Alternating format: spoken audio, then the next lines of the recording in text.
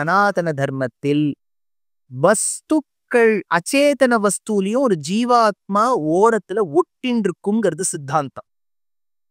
அது நம்ம சரீரத்துல இருக்கக்கூடிய ஜீவாத்மாக்கு தர்மபூத ஞானம் மாதிரி வியாபித்து இருக்காது, ஒட்டின்னு இருக்கும்.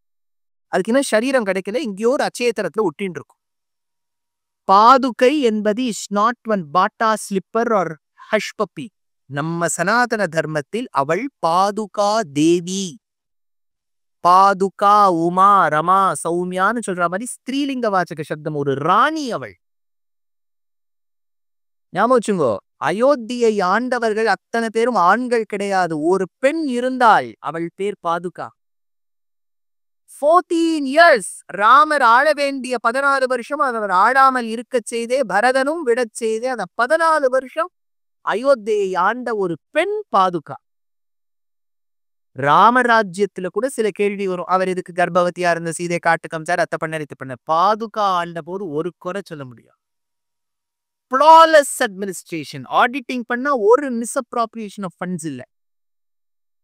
அப்பேற்பட்ட ஒரு உயர்ந்த இடம் அது.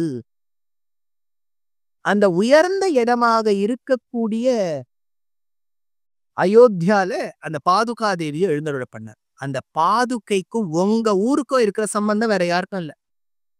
750 வருடங்களுக்கு பூர்வம் இதே ஸ்ரீரங்கத்தில், அதே ஸ்ரீரங்கத்தின் உத்தர வீதியில், வடக்குத்தர வீதியில் ரங்கநாதனை மனதில் தேக்கி வைத்து அவனுடைய திவ்ய கமலங்களை வைத்துக் கொண்டு அவன் பாதுகையை மனதில் தக்க வைத்த ஒரு பெரிய ஆச்சாரிய சார்வபௌமர் சுவாமி வேதாந்த தேசிகர் 3 மணி நேரத்துல, எக்ஸாக்ட்லி 3 hours, 1008 ஸ்லோகங்கள் அந்த பாதுகை மீது பாடி பாதுகா சகஸ்ரம்னு ஒரு வேர்ல்டு வண்டரை கிரியேட் பண்ண.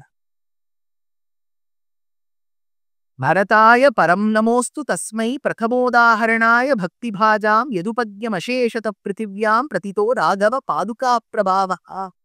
உலகத்துக்கு ராமனுடைய பாதுகை மரவடியின் பெருமையை சொல்ல வந்த முதல் பாகவதோத்தமன் பரதாழ்வான் என்றோ. தியாகராஜர் கேட்டார், ராமா உன் திருவடி வசத்தியா உன் பாதுகை வசத்தியா? నందాచిత పాదయుగములు మేలో నాగరీకమగు పాదుకాయుగంబులు మేలో సందేహమును తీర్పుమయ్య தகேத நிலையரமைய. உயர்ந்த பாதுகாதே சொல்லிக்கொண்டே போகலாம். அது தேசிகன் எடுக்கிற எவ்வளவு ஸ்லோகங்கள். அதுல ரொம்ப சுவாரஸ்யமான ஒரு விஷயத்தை சொல்றேன். ரொம்ப அழகான கட்டணை நிறைய இடத்துல சொல்லியிருக்கேன். உங்களுக்குலாம் ஒரு ரிப்பீட். இது ஒரு இமேஜினரி சிச்சுவேஷன். உங்களுக்கு தெரியும், ஒரு யானை ஒரு தடாகத்துக்கு போச்சு. அது தாமரை மலரை பறித்தது. தாமரை மலர் அப்படியே வச்சுருக்கு அந்த யானை. அது அப்படியே அந்த ஃபீமேல் எலிஃபென்ட்ஸ்லாம் பார்த்தது. எல்லாம் ஒரு ஃபோட்டோ எடுத்துருந்தது யானையோட. யானைன்னு சொல்லும்போது இன்னைக்கு உயர்ந்த நாள். கேரளத்துல ஒரு பண்டிகையாக கொண்டாடக்கூடிய ஓண நன்னாள். திருவோணம்ங்கிறது தான் ஓணம். ஸ்ரவணம் இல்லையா? ஸ்ரவணே துவாதசி புண்ணியதினே பவந்தம்னு பட்டதிரியில் எடுக்கிறார். துவாதசி ஸ்ரவண நட்சத்திரம், வாமனனுடைய அவதாரம், வாமன ஜெயந்தி. தசாவதார சன்னதியில வாமனன் எழுந்தருளியிருப்பார். வாமன ஜெயந்தி ஸ்ரவண புண்ணியதினே பவந்தம். அதனால ആനയിന്ന് சொன்னோன்னு കേരള வந்துட்டு பாருங்க. ഞാൻ പറയുന്നത് ശരിയല്ലേ? എത്രയായിട്ട് ഒരുപാട് തൃശ്ശൂരിൽ ഒരു പൂരം ഫെസ്റ്റിവൽ കണ്ടുവരുമ്പോൾ ഒരുപാട് എല്ലാം കളഭം ഉണ്ടാക്കിയല്ലേ. அதனால ஒரு ஆனை போச்சு, தடாகத்திலேருந்து மலரை தாமரையை பறிச்சு நிக்கிறது. இல்லைன்னு தெரியுது, யானையாவது தாமரை வச்சிருக்கு. அதனால அது தாமரை பிடிச்சுன்னு இப்படி நிக்கிறது. போட்டோ எடுத்தாச்சு. அதோட அப்படி எடுக்கும்போது அது எல்லா காலையும் வெளியில எடுத்துட்டு ஒரே கால் மாட்டிட்டு இருக்கு அங்க ஒரு முதல்ல.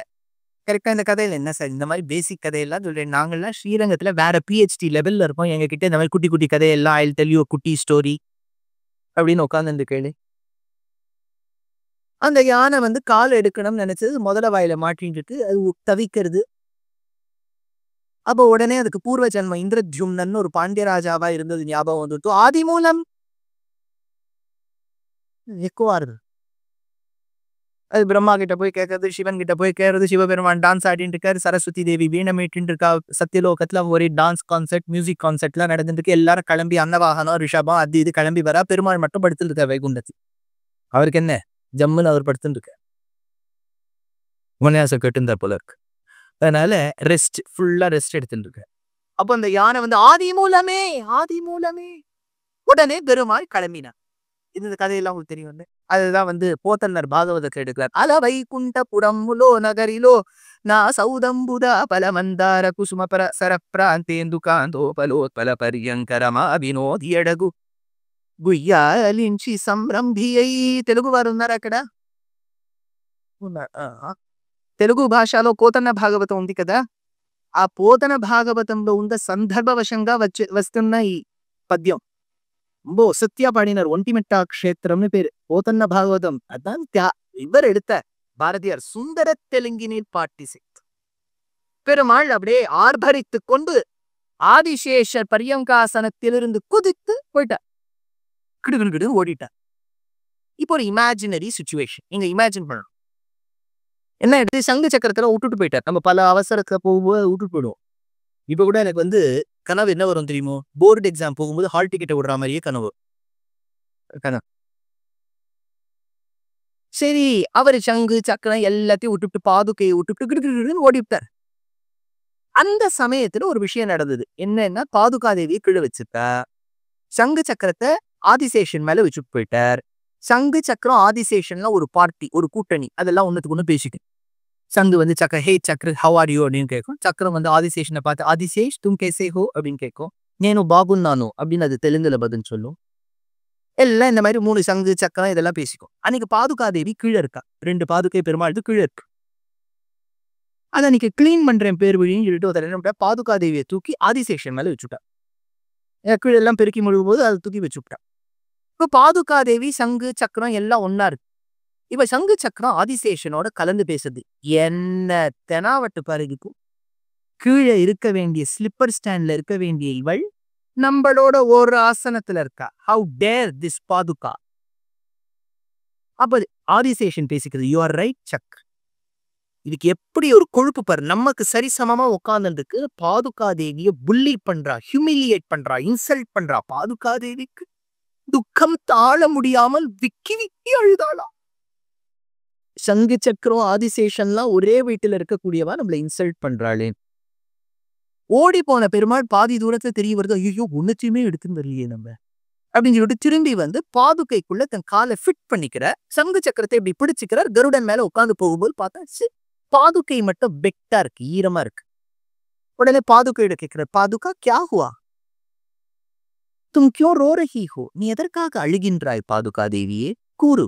அப்ப அந்த பாதுகாதேவி சொல்லிட்டு, ஏன் கேட்கிறேன்? கொஞ்சம் நாய் நீங்க வைகுண்டத்துல இல்ல, அதுக்குள்ள இந்த சங்கு சக்கரம் ஆதிசேஷன்லாம் எனக்கு என்ன பேசூட்டா தெரியுமா? உடனே பெருமாள் சிசிடிவி ஃபுட்டேஜ் எல்லாம் பார்த்தாரு. பார்த்தா அது கன்ஃபார்ம் ஆறுது, ஊர்ஜிதம் ஆறுது. இதெல்லாம் இப்படி எல்லாம் பேசி இருக்கணும். டோன்ட் வரி பாதுகா, நான் ஒரு நாள் ராமனாக பிறக்க செய்தே இதுக்கு பிராயஷ்சித்தம் பண்றேன்னார். ராமனாக நாராயணன் பிறக்கும் போது தங்கமாக சக்கரமாக இருந்தவர்கள் தான் பரதன் சத்ருக்னனாக பிறந்து ஆதிசேஷன் லக்ஷ்மணனாக பிறந்தார்.